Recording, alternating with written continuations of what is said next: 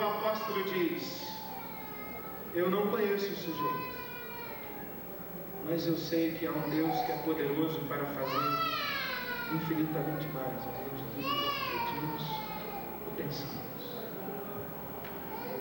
Parece que este é o fio de ouro que percorre toda a epístola aos Efésios.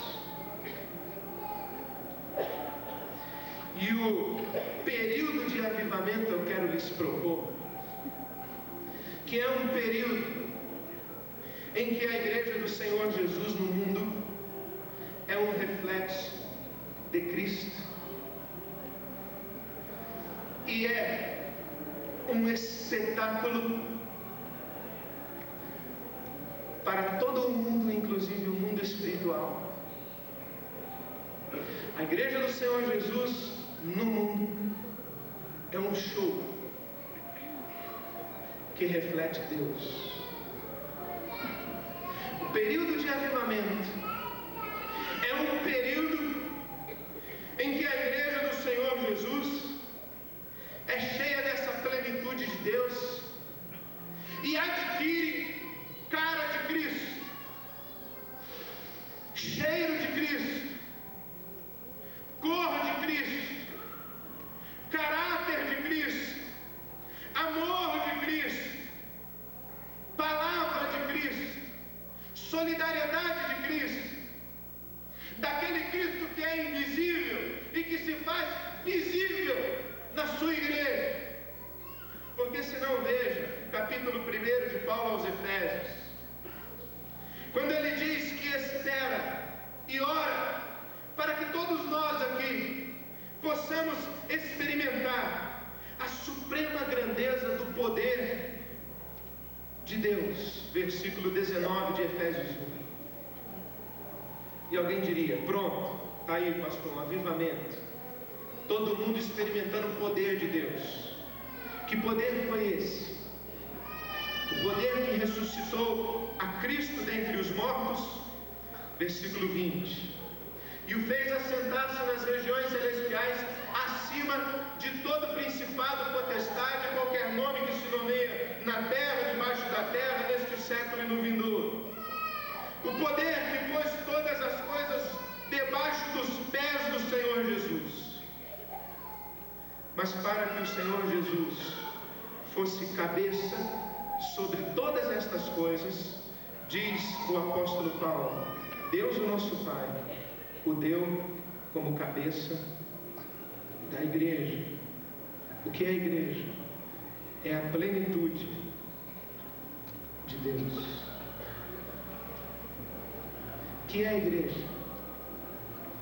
A igreja é Deus no mundo, exercendo a autoridade de Deus, o amor de Deus, e agindo no mundo, para que todas as realidades que pertencem de direito ao Senhor Jesus passem a pertencer a Ele de fato. Se bem entendo esta escritura, o texto está dizendo que quando o Senhor Jesus ressuscitou, Deus deu a Ele o direito sobre todas as realidades criadas. Por isso é que o Senhor Jesus reúne os discípulos ao seu redor ali no monte, após a ressurreição, e diz o seguinte: toda a autoridade me foi dada no céu e na terra, portanto, ide, fazei discípulos de todas as nações. Se pudermos traduzir isso de outra maneira, o Senhor Jesus diz: eu tenho direito sobre tudo, e agora vocês que são eu no mundo, vocês saiam e tragam tudo para debaixo do meu controle. Pergunto aos irmãos: a quem pertencem as crianças na Praça da Sé? A Jesus. A quem pertence o seu filho drogado? A Jesus. A quem pertence todas as culturas do mundo, a Jesus. A quem pertence todo o dinheiro do mundo, a Jesus. Mas nem tudo está debaixo do controle e sendo usado e funcionando de acordo com os interesses do cabeça Jesus. Quem é a igreja? A igreja é esse instrumento de Deus no mundo, que reflete Cristo no mundo. Se não, leia comigo o versículo 10 do capítulo 3. Diz o apóstolo Paulo que pela igreja, a multiforme sabedoria de Deus há de tornar-se conhecida agora. Não é no último dia, não é na eternidade, não é no céu, é agora.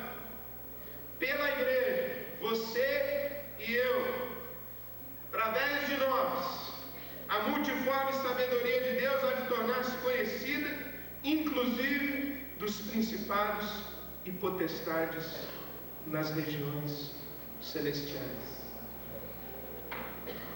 O avivamento nada mais é do que um tempo em que a igreja reflete Cristo em plenitude, em que aqueles que adentram aos bastidores da igreja caem quebrantados, tendo revelados os segredos do seu coração e precisando afirmar categoricamente e inequivocamente que Deus está no meio de nós.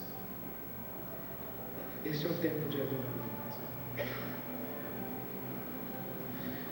Os estudiosos dizem que o Brasil vive um período de avivamento.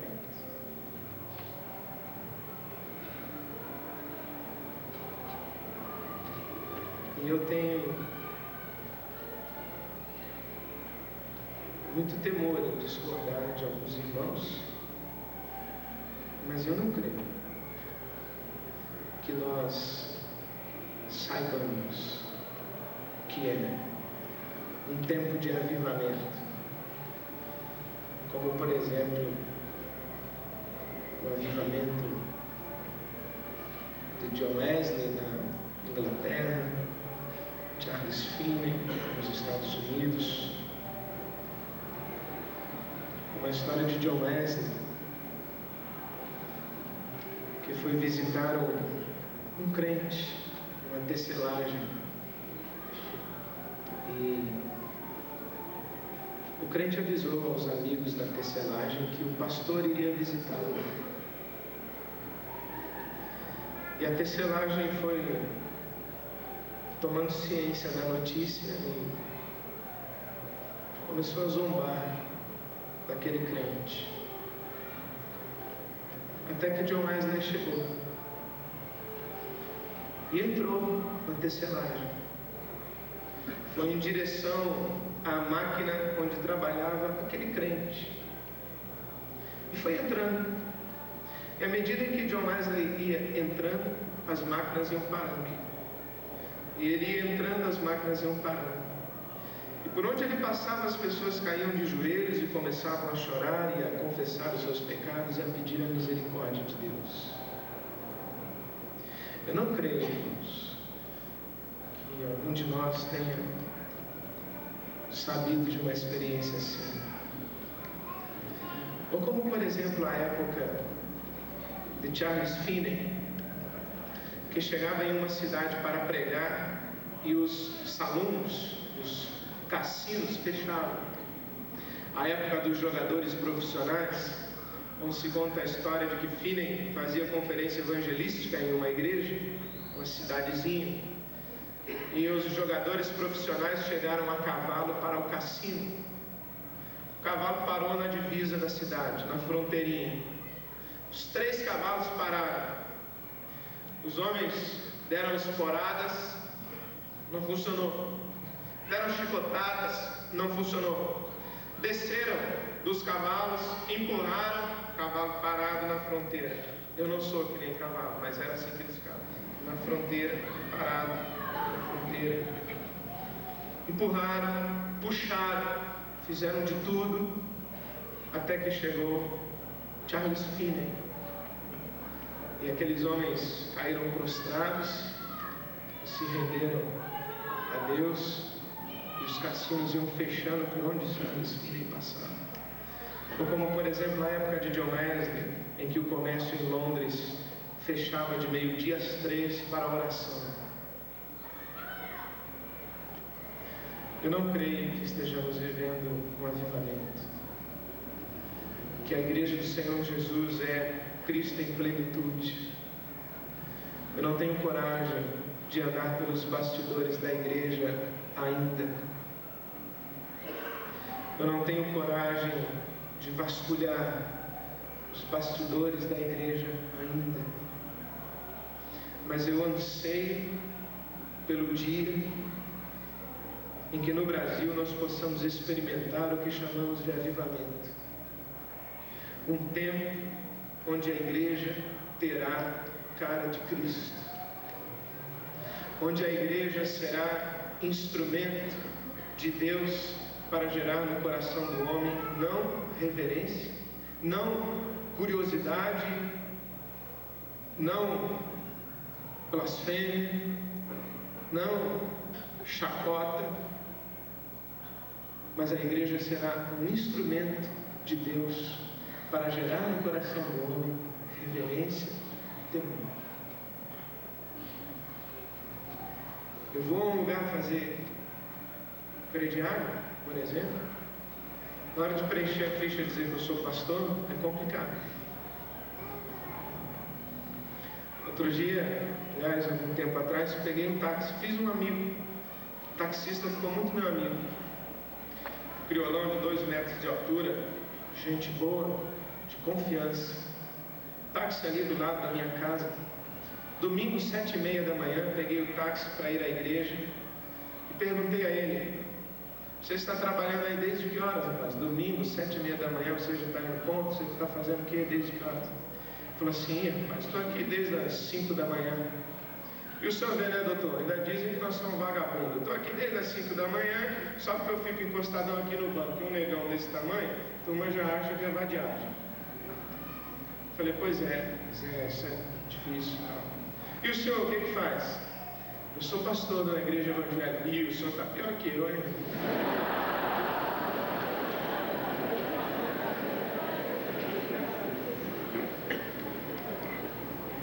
Ficou muito meu amigo.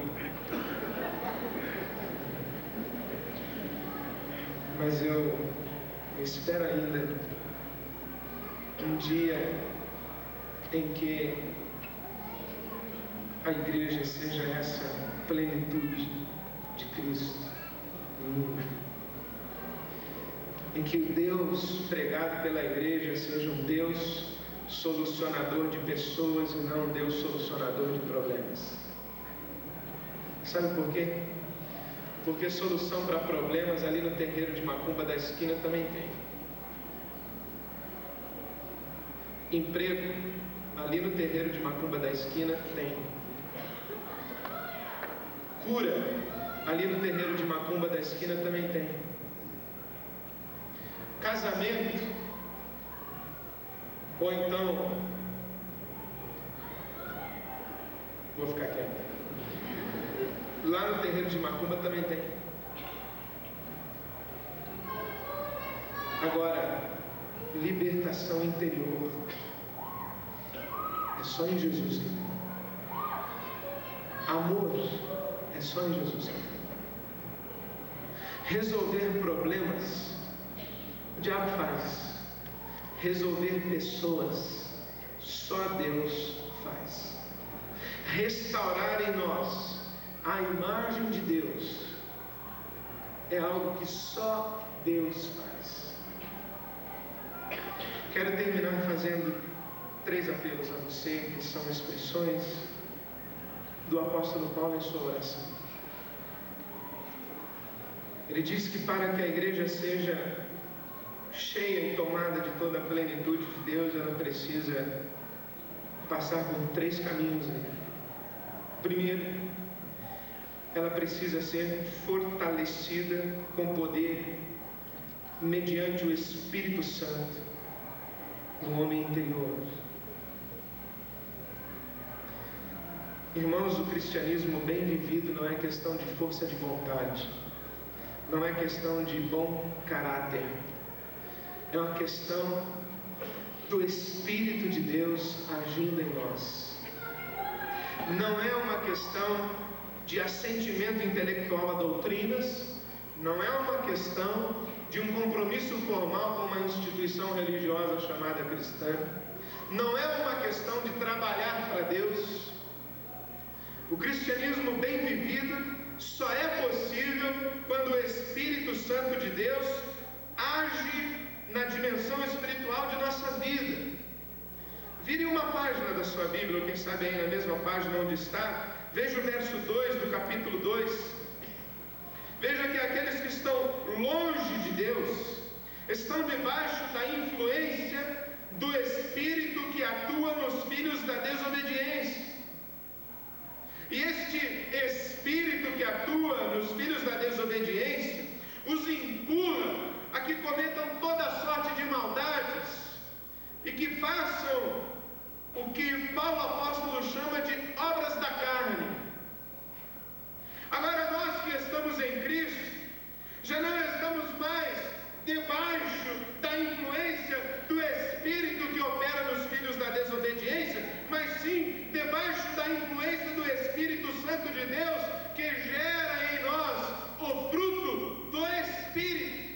As coisas que honram a Deus e que são compatíveis com o caráter e a personalidade de Deus. E somente o Espírito Santo pode fazer isso por nós. Nós não podemos decidir hoje aqui que seremos santos amanhã. Você, moça, não pode decidir hoje aqui dizendo assim: eu me comprometo diante de Deus que eu vou esperar. Você não pode decidir isso porque você daqui a 5 minutos quebra a sua promessa. Porque fazer a vontade de Deus é algo que somente é possível para nós cristãos debaixo desta ação do Espírito. O que podemos decidir aqui hoje é o seguinte: eu me comprometo, eu dou um passo aí à frente dizendo que eu quero buscar a Deus e ao seu reino. Eu quero buscar, eu quero estar rendido ao Espírito Santo de Deus para que Ele, Espírito Santo, produza em mim os frutos de Deus. Para que Ele, Espírito Santo de Deus, visite a minha incapacidade, a minha finitude, a minha impossibilidade de fazer a vontade de Deus e energize a minha vida. É isso que podemos decidir e devemos decidir. De modo que aquilo que Deus quer ouvir de você hoje à noite não é: Deus, eu me comprometo que para que no ano 2000 as igrejas da Zona Leste estejam vivendo no avivamento, eu me comprometo a fazer a tua vontade. Não. O que você tem que dizer é o seguinte: Deus, hoje eu quero dizer ao Senhor mais uma vez que eu não consigo fazer a tua vontade.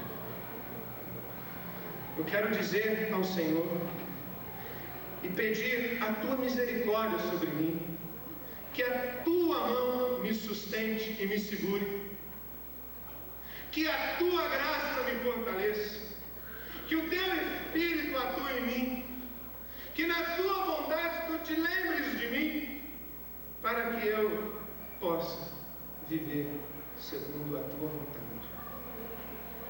Eu imagino quantas vezes você já veio à frente, atendendo a um apelo, dizendo: não, a partir de amanhã eu vou fazer a coisa certa.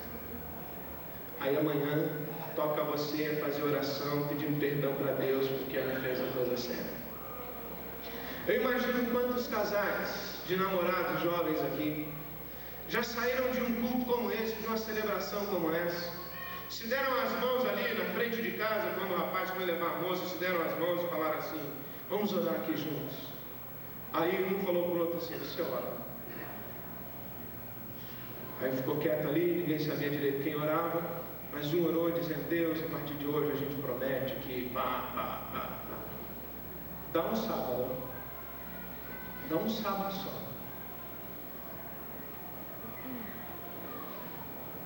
O que Deus quer de nós é rendição e não promessa. O que Deus quer de nós é quebrantamento e não palavra empenhada. É isso que Deus quer de nós. Segundo, diz o apóstolo Paulo,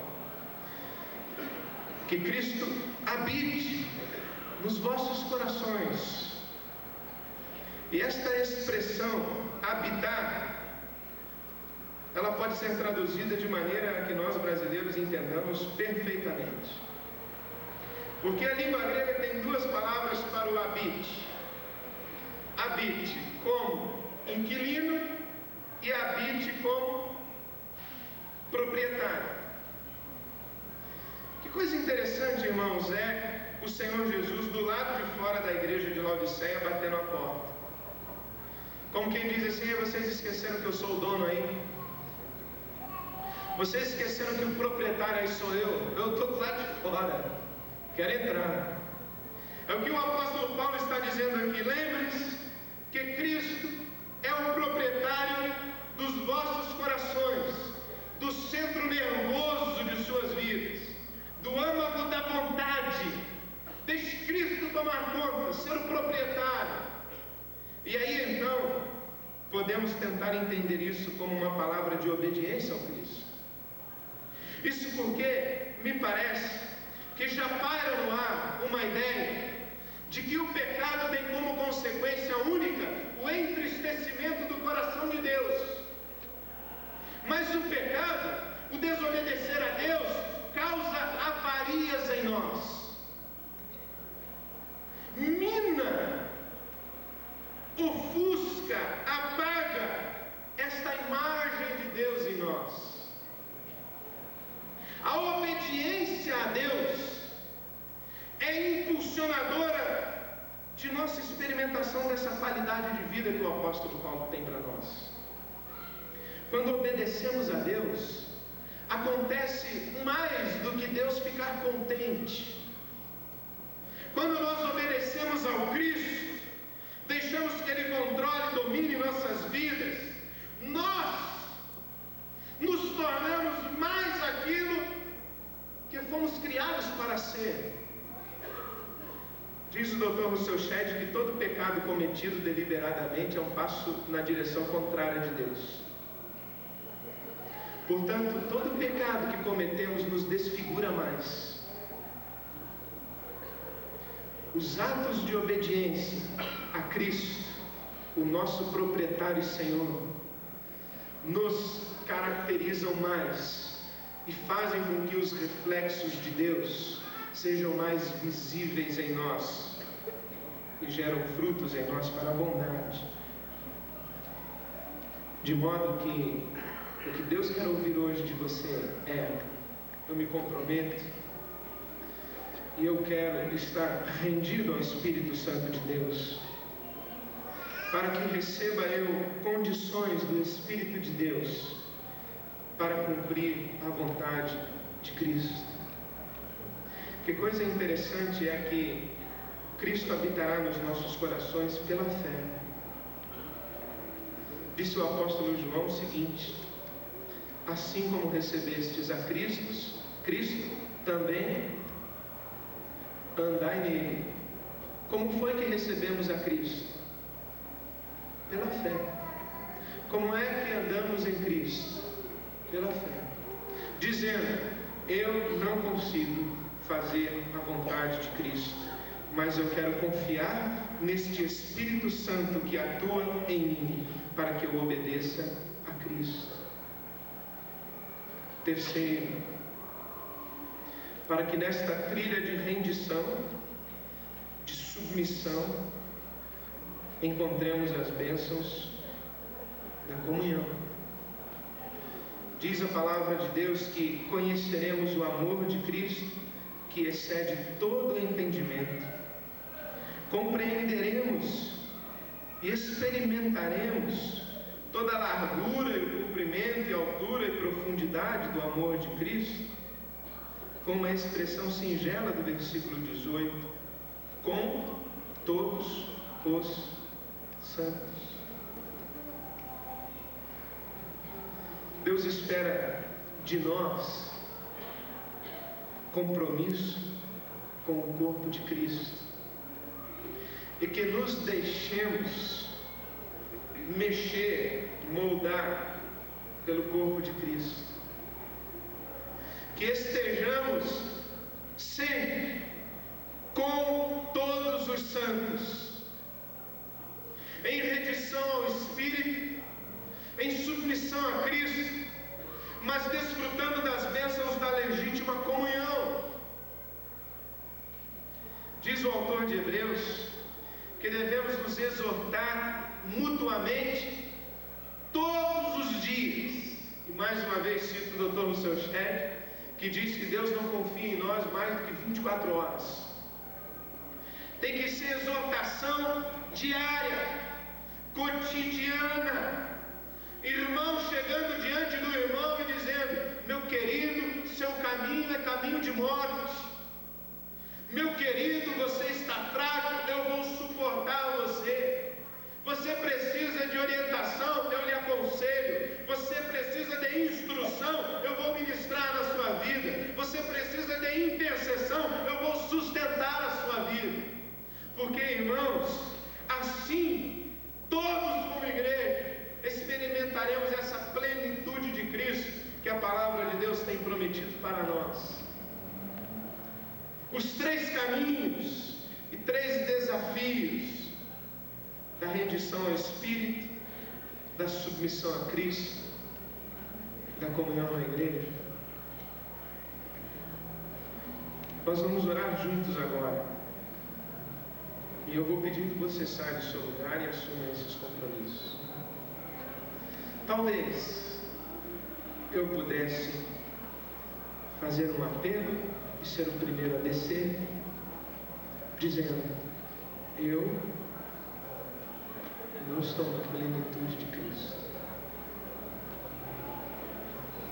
Entretanto, eu quero que você folheie as páginas da sua Bíblia comigo para Filipenses, capítulo 3.